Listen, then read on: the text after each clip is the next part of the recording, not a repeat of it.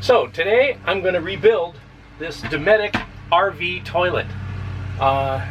The cause for this today is that there's a couple of problems, none of them major. It's not holding water in the bowl, which is probably the most common thing you'll find, and that is repaired by using the seal kit, which I'm going to be installing. But in addition to that, the ball, that the flush ball, has got scratches on it. And when the ball is scratched, it's a good idea to change it too, because it's hard to get a good seal against the ring if the ball is scratched. So I also have the ball kit too. And since the ball kit comes with the spring cartridge and the shaft, I'm going to change those as well.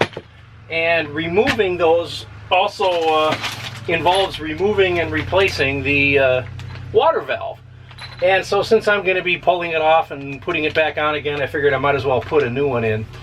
The failure mode on these typically is a freeze failure. If the water inside freezes it, this valve will go bad. Typically they don't go bad otherwise, but since I'm going to have it all apart, I'm going to change that as well. So I'm pretty much going to change all the moving parts in here. The one part that I'm going to leave and not change out is the anti-siphon valve. Which this is working fine, so I'm going to leave that. So the first thing I'm going to do is remove the flush pedal. It's held on with 2 Phillips screws in the back, which I've already removed, and then it just pulls out. And then there's just the cosmetic ring here that covers the mechanism, and that just unclips and gets pulled out like this.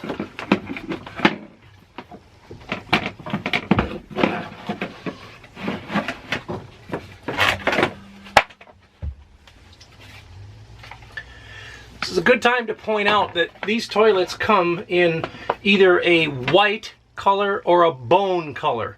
Now the next step is identification, so that you know just exactly which model it is you're dealing with. And right back here there is a sticker which gives me the model number and all the information that I need for ordering the correct parts. If your sticker is not there anymore, you can take a look on the Dometic website, and by comparing the measurements you can find out exactly which model that you have. Sometimes too, RVs will have an information sticker somewhere that gives you the brand name of all the appliances and all the devices in the RV, and that may also show you the exact model of toilet that you need parts for.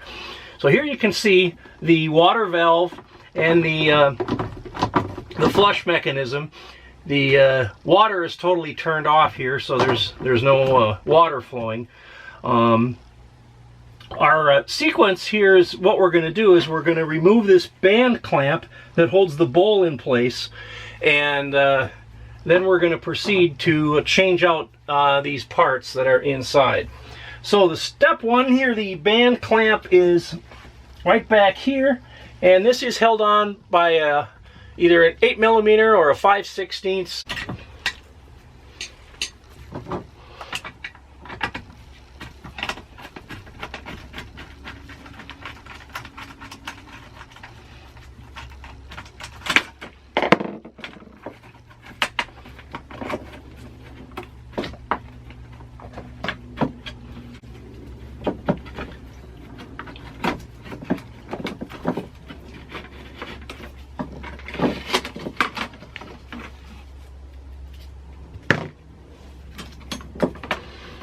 So once the band clamp has been removed, the bowl will just lift right off.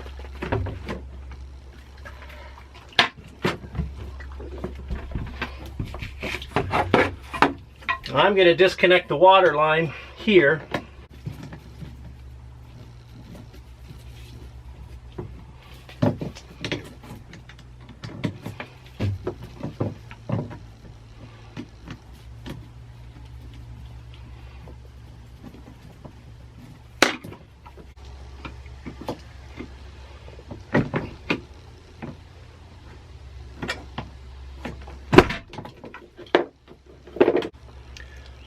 Okay, with the bowl removed, the flush ball seal just lifts right out of here.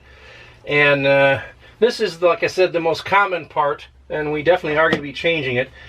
But I'm also going to be changing the flush ball because of the scratches that are in it. So to do that, we're going to remove the water valve, which is just held on with these two screws.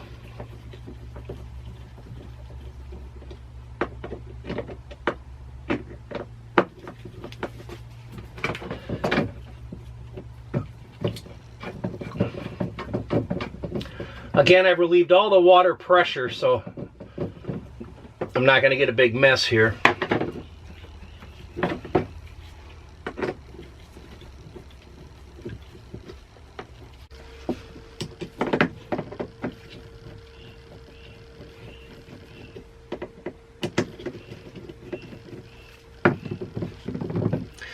Now the new water valve does come with different screws, and Dometic is very insistent that you do use the new screws and not reuse the old ones. So there's the old water valve.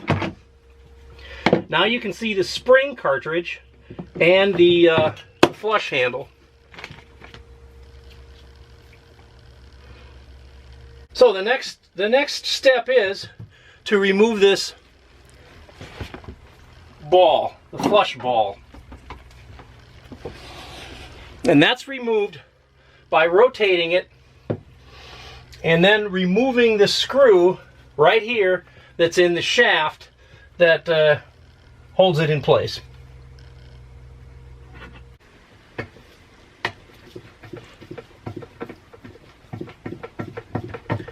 So this is a Phillips screw that goes into the shaft, and that's what holds the flush ball in place. Now you want to be really careful when you do this that you don't drop any of these parts down the hole.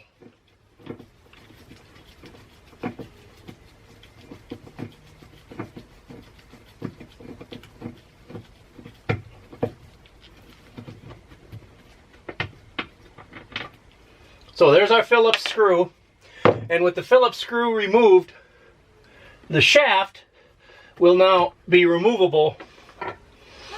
Now this one still has the plastic shaft. The kit comes with a replacement shaft, which is brass and much stronger. So with the shaft out of there, the flush ball can be removed, and with just a little flexing, it'll come out of there.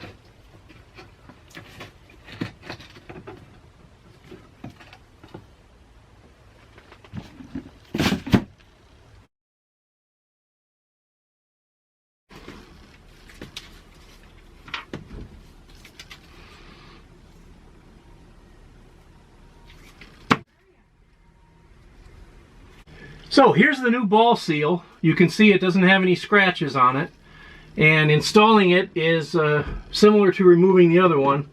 Most important thing is just getting this pivot inside the hole here, and once that's in place, the rest of it will kind of fall into place.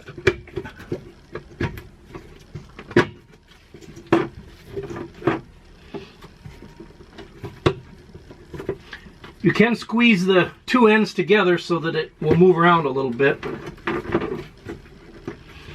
By the way, before I did this, I did take the toilet brush and kind of clean it out in here a little bit so that it wasn't as nasty.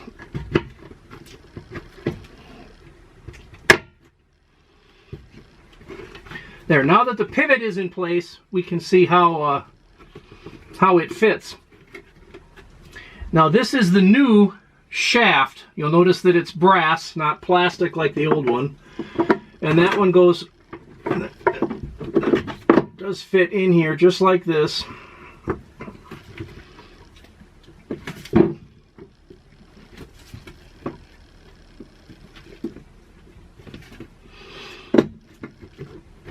And once it's secured and in place, we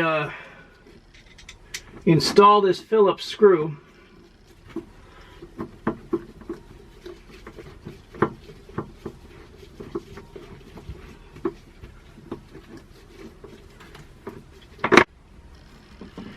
Next, we're going to install the flush pedal here, followed by our cartridge. The spring cartridge goes in there.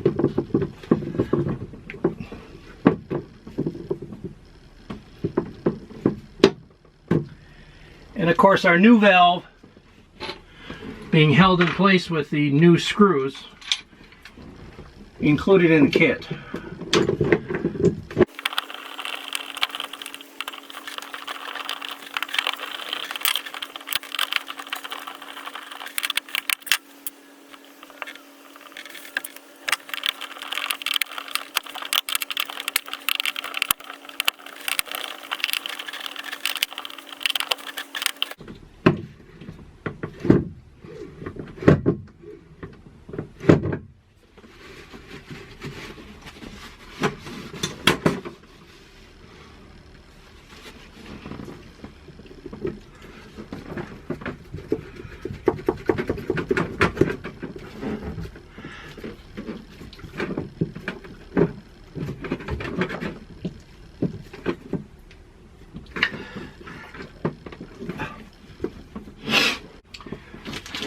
Okay, so here is our new sealing ring. The ball seal.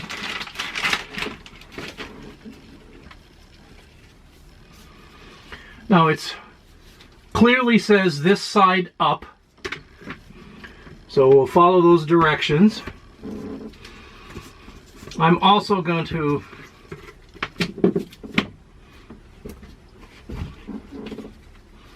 put a little silicone grease on here.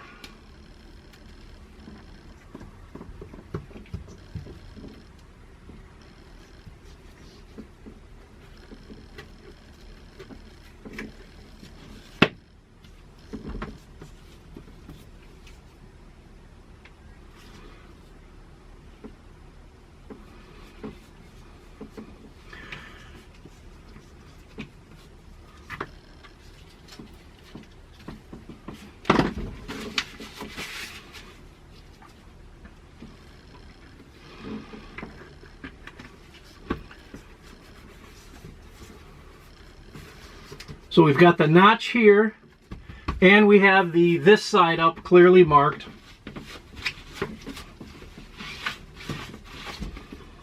This ring doesn't have a up or down to it.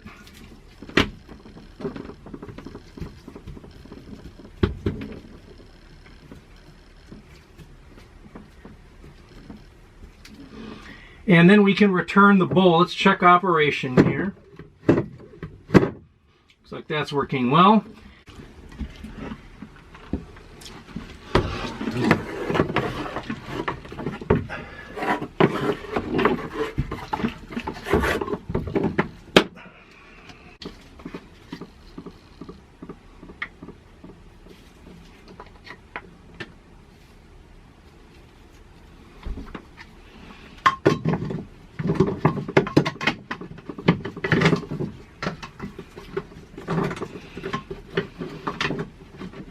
So now with the water line reattached and the line attached here to the vacuum brake, the bowl has been secured and I have tightened the band clamp around it. Easiest way to center the bowl is to just look and make sure the hole in the bowl matches up with the hole in the sealing ring, and then you'll have a centered bowl. And then now we can replace this collar that goes on here. You'll notice that it does have a bump in the back here that is specifically for that band clamp, which is the reason we want to have the band clamp screw in the back, because this collar is designed to fit that way. And once it's fit in the right direction and the right orientation, it can be attached, reattached.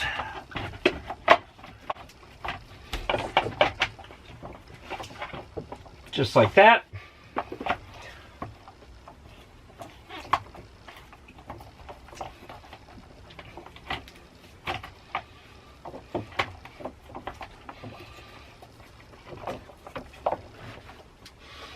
and we can replace our foot pedal. So there it is, replaced all the potential failure parts within that toilet. You certainly don't have to replace all of these parts. In fact, typically, for most times, if you have an issue, it's not holding water. It's just that ball seal that needs to be replaced. But in this case, since I was already in there and taking things apart, I decided to replace virtually everything. The anti-siphon valve I did not replace because that's not a very common part to fail. Simple, easy job, doesn't take any real special tools or any real challenges other than the ick factor. It's a pretty straightforward do-it-yourself job. By the way, there is an option. You can remove that entire base and just install a new base. So in that case, the project becomes much easier. Just to remove the bowl, disconnect the lines, and then the entire base comes out as an assembly. You put the new one in, and you don't have to deal with quite as much of the ick factor. So that's an option as well. Thanks for watching.